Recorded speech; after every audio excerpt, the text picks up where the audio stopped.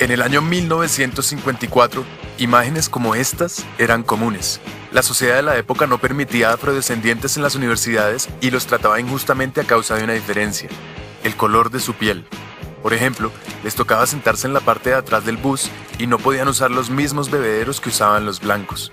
Debían usar bebederos especiales, bebederos solo para negros. Durante muchos años, la población afrodescendiente vivió la injusticia de no tener garantizados los mismos derechos que sí tenían garantizados los que tenían la piel más clara. Sin embargo, muchas personas que sabían que ahí había un problema y que tocaba solucionarlo, lucharon para cambiar esa situación.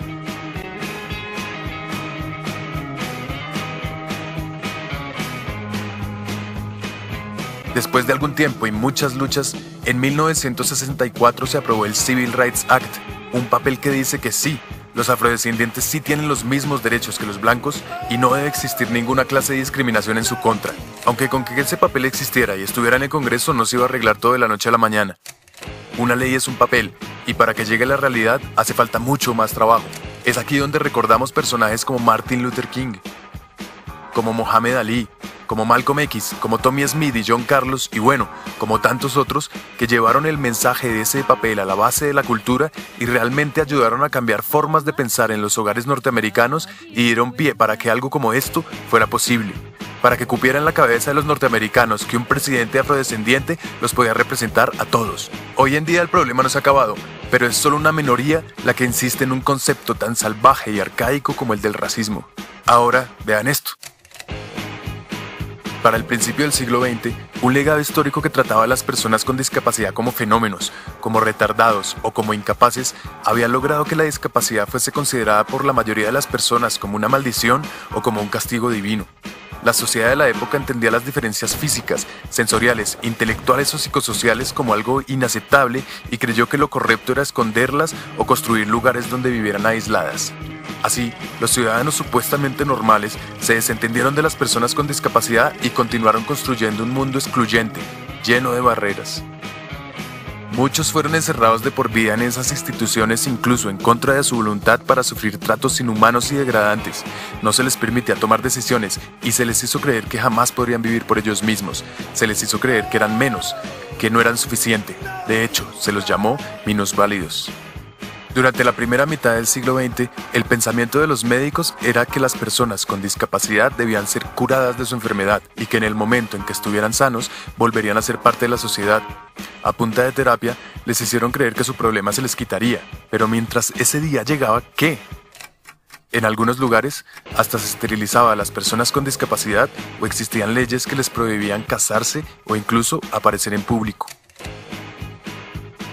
La marca de la discapacidad se creó utilizando los mismos colores que los de un hospital y se pregonó con orgullo el nuevo y maravilloso concepto de la integración, pero en vez de incluirlos realmente, se los integró solo en una parte de la sociedad y así se inició una nueva forma de segregación, mientras que las personas con las discapacidades más complejas seguían presas en instituciones cada vez más inhumanas. Durante la segunda mitad del siglo, ya se tenía claro que eso era un problema y cogió fuerza un movimiento que buscó acabar con esa opresión. Inspirados en otros movimientos de derecho civil, las personas con discapacidad empezaron a manifestarse demandando sus derechos. Activistas lucharon por lograr avances en accesibilidad a los sistemas de transporte masivo, a los sitios públicos, a la información, a la salud, a la educación, al empleo, es decir, a las cosas básicas que cualquier persona tiene derecho. Personas con discapacidades severas crearon los primeros centros de vida independiente para volver a ser parte de la comunidad y poder dirigir sus vidas ellos mismos. Se empezó a usar la consigna "nada sobre nosotros, sin nosotros", y así se empezó a participar en el proceso de diseñar leyes que realmente los tuvieran en cuenta.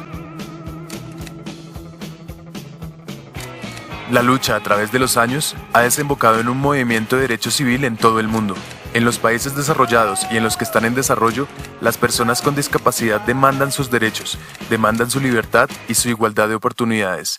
Y aparte de las leyes que en cada país se han ido desarrollando, en 2006 aparece la Convención de Derechos de Personas con Discapacidad de Naciones Unidas, un instrumento internacional que dice que la discapacidad no la tiene la persona, sino que resulta de la interacción entre personas con deficiencias y las barreras debidas a la actitud del entorno que evitan su participación plena y efectiva en la sociedad en igualdad de condiciones con las demás.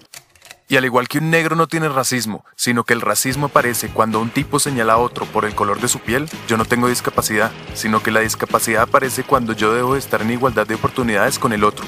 Lo que tienen las personas son algunas limitaciones que pueden sobreponerse gracias a ciertos ajustes que implementados garantizan la igualdad de oportunidades. Y pilas, son la sociedad y el gobierno los que tienen que garantizar estos ajustes.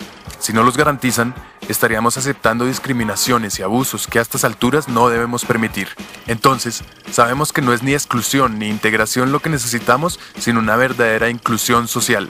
Y es nuestro deber llevar las leyes que tenemos a la calle y producir el cambio de no ver a las personas con discapacidad como unos enfermos, sino como sujetos de derechos, ciudadanos como todos nosotros. Despierten, ayúdenos a cambiar esta situación.